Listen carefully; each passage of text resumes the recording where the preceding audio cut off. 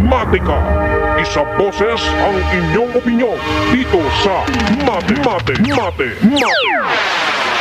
Welcome po sa programang Mate ngayong araw ng Miyerkules, ika-12 sa buwan ng Agosto taong 2009. Matika, isa boses ang inyong opinyon dito sa Mate. At syempre ako pa rin po si Sal De Lenon na nag-imbita po sa inyo na sana'y samahan nyo kami ng aking panauhin ngayong gabi sa loob lamang po ng isang oras, alas 6 hanggang alas 7. Dito lamang po sa himpilang DZRJ 810 kHz sa inyong mga talapihitan. Ito po ang Radyo Bandido. Matika, isa boses ang inyong opinyon dito sa Mate. At syempre sa lahat po ng inaabot ng ating broadcast, magandang gabi sa inyong lahat. Medyo makulimlim pero kahit paano hindi pa rin umuulan. Syempre maganda po ang ating panahon ngayong araw na ito. At syempre, araw na naman po ng Miyerkules, ito po ang segment na Exit Highway from Poverty, na kung saan ito po ay ating isinasahing papawid tuwing araw po ng Miyerkules. At syempre, sa Exit Super Highway from Poverty, kapiling po natin dito ang spokesperson ng American for a Better Philippines, walang iba kundi si Engineer Arthur B. Uy. Engineer, magandang gabi. At syempre, welcome back sa ating programa. Good evening, Charlie. Good evening, Chris. And of course, good evening, everybody. Okay, at syempre, sa ngayong panahon na engineer, no, tulad kanina lang, ano, ay Miyerkules, hindi natin inaasahan na grabe pa rin ang traffic, ano. Bukod doon, ay sa mga survey, ay talagang kahit na ano ang gawin ng gobyerno para bigyan ng trabaho ang ating mga kababayan, ay talagang meron pa rin mga walang trabaho at mukhang marami pa rin, ano. At syempre, dahil sa maraming walang trabaho, natural, yung kahirapan ay kabundot pa rin yan, no? So, tamang-tama pa rin sa ating pag-uusapan na Exit Highway from Poverty. So, sa tingin ba ng American for a Better Philippines, ano pa ba yung maaaring solusyon sa ganitong konektadong mga problema na nagdudulot ng kahirapan dito sa ating bansa? Ang pinakamabilis na solusyon nga yung Loveland City. Kasi ang dami talento ng mga Pilipino.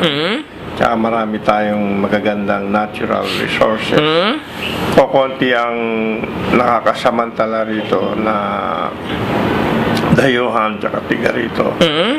Tapos yung iba naman na dayuhan tsaka yung ibang balikbayan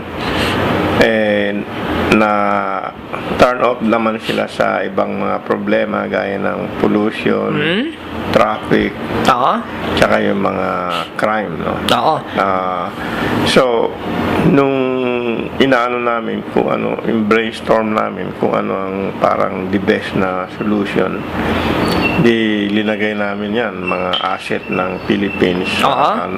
Maraming magagandang natural resources.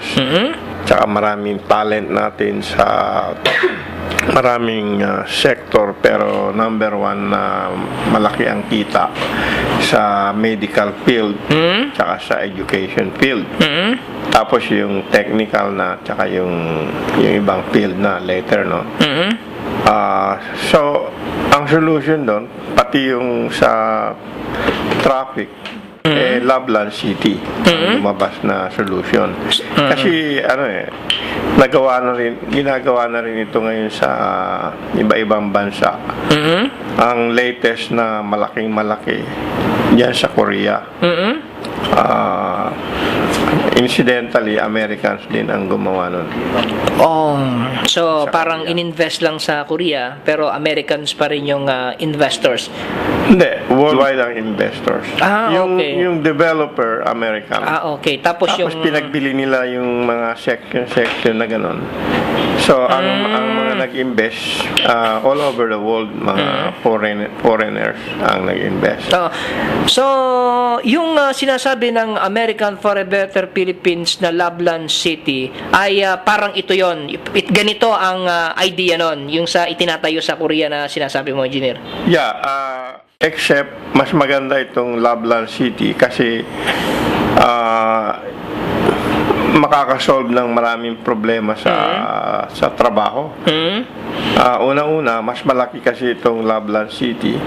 Tapos, ang hindi magawa na hindi magaya ng ibang bansa sa Philippines, wala silang ganong karaming talent sa medical at saka sa education. Bukod doon, yung natural resources, di ba?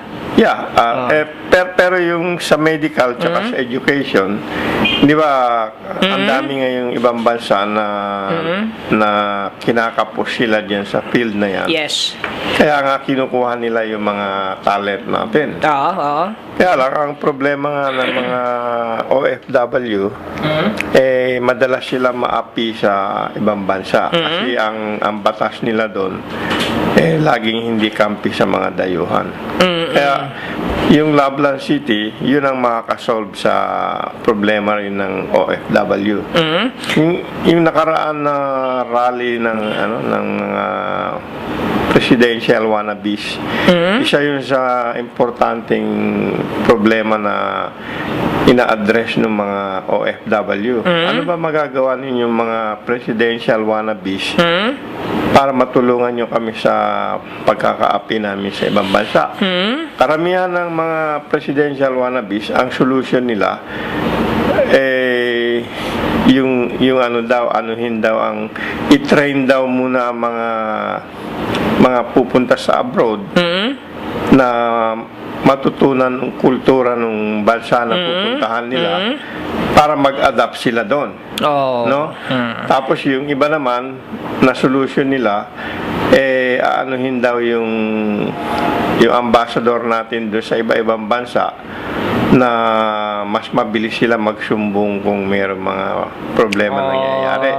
Pero hindi halos, yun na konting-konti lang magagawa nun eh.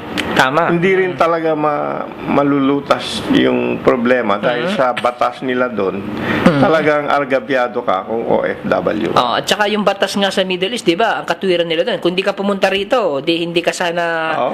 hindi ka sana nasagasaan. Diba? Ganun, no? Kahit na may kasalanan, arabo na, di ba? So, sa ganung batas, yan talagang agrabyado, no? Oo, argabyado.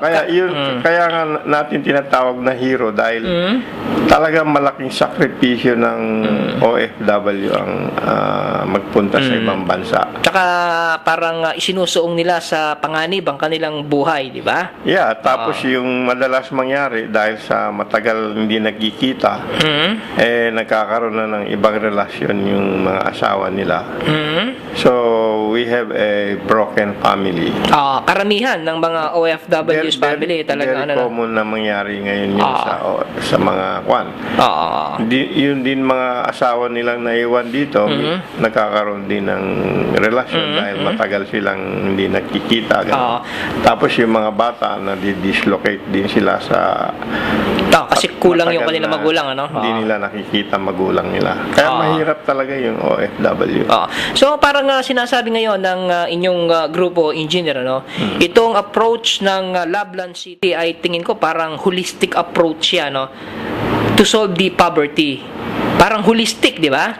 Kasi halos lahat ng problema, tulad ng binanggit ko kanina, traffic at saka itong itong kawalan ng trabaho, pero pag nabuo pa lang Lablan City ay maging ang problema ng OFW, ang problema ng criminality, di ba?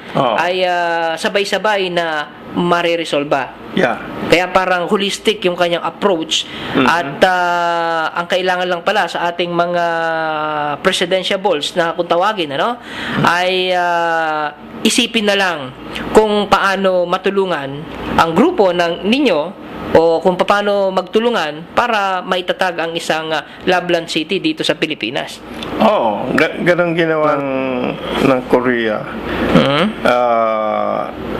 Ang kaibahan lang yung hindi nga nila magawa yung education tsaka yung medical field na kaya nang gawin ng Philippines.